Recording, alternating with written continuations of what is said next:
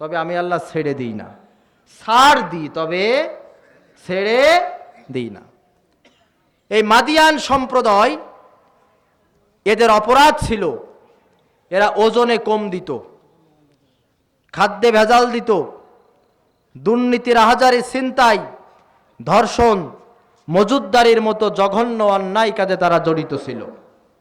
কথাকে বুঝতে পারছেন? মজুদদারি, কালোবাজারি, এইগুলোর কারণে নিত্য প্রয়োজনীয় জিনিসের দাম বেড়ে যায়। ঠিক কিনা? ঠিক কিনা? ব্যতিক্রম একমাত্র আমাদের বাংলাদেশ। পৃথিবীর অন্যান্য মুসলিম কান্ট্রিতে রমজান মাস যখন আসে নিত্য প্রয়োজনীয় জিনিসের দাম কমিয়ে দেওয়া হয়, একমাত্র ব্যতিক্রম বাংলাদেশ। রমজান মাস যখন আসে নিত্য প্রয়োজনীয় জিনিসের দাম আকাশচুম্বী হয়ে যায়। ঠিক কিনা? এই মজুদদারি, কালোবাজারির কারণে এইগুলো ঘটে। রমজান মাস আমাদের সামনে, ঠিক কিনা বলেন? রোজা রাখতে সবাই প্রস্তুত আছেন তো? রমজানে একটি আমল করবেন রোজা শুরুর আগে, সেটি হচ্ছে চাঁদ দেখা সুন্নাত। চাঁদ দেখা কি বলেন তো?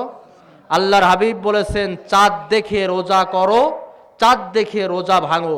ওই ফেসবুক, ইউটিউব, টেলিভিশনের চ্যানেলের দিকে না তাকিয়ে 29শে শাবান মাগরিবের পরে আকাশের দিকে তাকাবেন, রমজান মাসের চাঁদ উঠেছে কিনা। যদি ওঠে রোজা হলো, না হলে 30 তারিখে 30শে শাবানও আকাশের দিকে তাকাবেন, মাথায় রাখবেন রমজানের চাঁদ নিজের চোখে দেখে, চাঁদ দেখে রোজা করা সুন্নাত, চাঁদ দেখে রোজা ভাঙা, ঈদ পালন করা এটাও সুন্নাত। যদি আকাশ মেঘাচ্ছন্ন না থাকে সকলেই চেষ্টা করবেন স্বচক্ষে চাঁদ দেখা। আবার চাঁদ দেখার দোয়াও আল্লাহর হাবিব সাল্লাল্লাহু আলাইহি সাল্লাম শিক্ষা দিয়েছেন। সকলে চাঁদ দেখতে রাজি আছেন তো? আলহামদুলিল্লাহ। আল্লাহ তাআলা এই মাদিয়ান আলাইহিস সালামের মাদিয়ান সম্প্রদায়কে সতর্ক করার জন্য তাদের মাঝে নবী পাঠালেন হযরতে শুআয়ব আলাইহিস সালাম। এটা আনকমন ঘটনা, শুনে যান। শুআয়ব আলাইহিস সালাম এসে বললেন,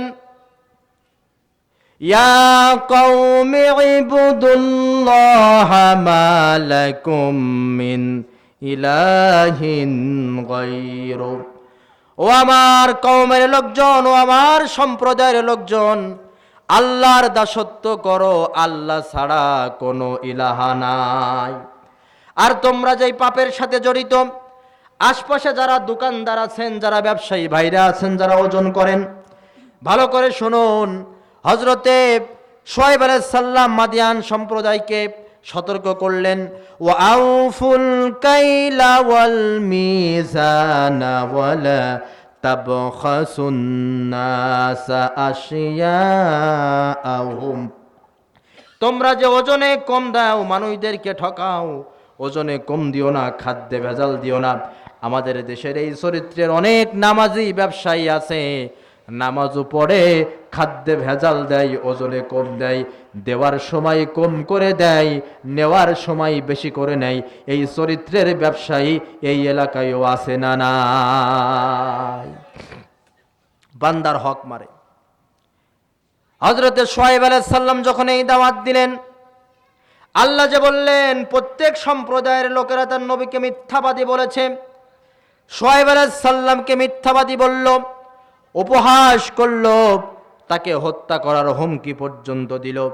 আল্লাহ রাব্বুল আলামিন সহ্য করলেন না, তাদের উপর আল্লাহ তাআলার গজব অনিবার্য হয়ে গেল।